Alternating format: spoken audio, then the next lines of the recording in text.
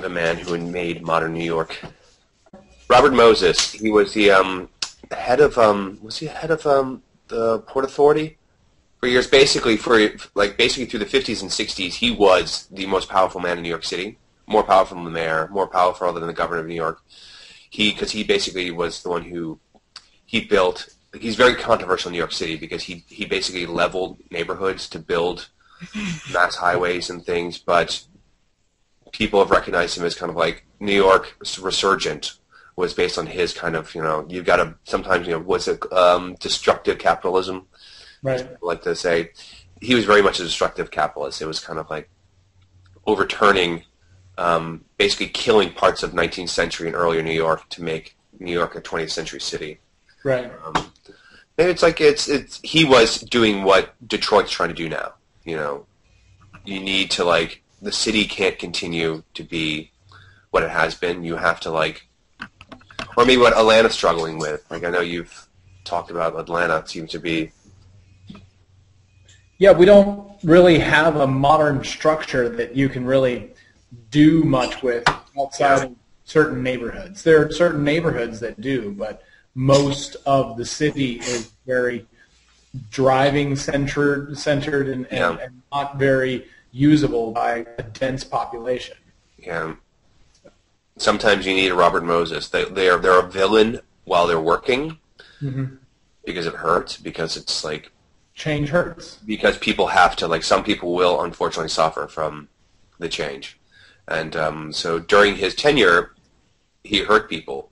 But unfortunately, I have to believe that the city's better for it. Mind you, Robert Moses is also the reason why the Brooklyn Dodgers left. But I know that. Fucking asshole. Yeah, he got into a battle with the owner because basically the Dodgers wanted a new stadium, and basically Robert Moses was like, fuck all, or kind of basically dicking with him because Robert Moses really wanted the team to move to Queens because he thought it was more efficient for the Dodgers to be in Queens.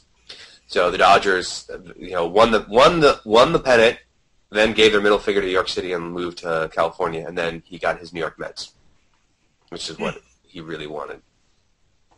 Oh, so the Mets were made because of this guy. Yep. The Mets eventually came to be because of his vision of having a team in Queens at the end of the seven. The Polo Grounds. They had a center field of 500 yards out, 500 feet out. Crazy. What, Dodger Stadium? No, I think it was the Polo Grounds, right? Oh, the Polo Grounds, yeah. Hey, by the way, trivia. What was the original name of the New York Yankees? The first name of the New York Yankees. No idea. The New York Yankees? No. The Baltimore Orioles. What? Oh, really? Yeah. The team that eventually would become, because the guys wanted to start the team in New York, but the New York Giants had basically muscled out. There was no one else coming in New York. So the franchise opened in Baltimore as the Orioles, and then a few years later moved to New York as the Highlanders, and then eventually became the Yankees, and then the Giants left.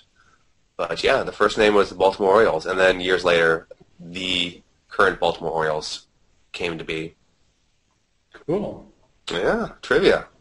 Good trivia. So I always like to, because I'm a Baltimore Orioles fan, I like to tell Kate that, yeah, even the Yankees want to be Baltimore Orioles.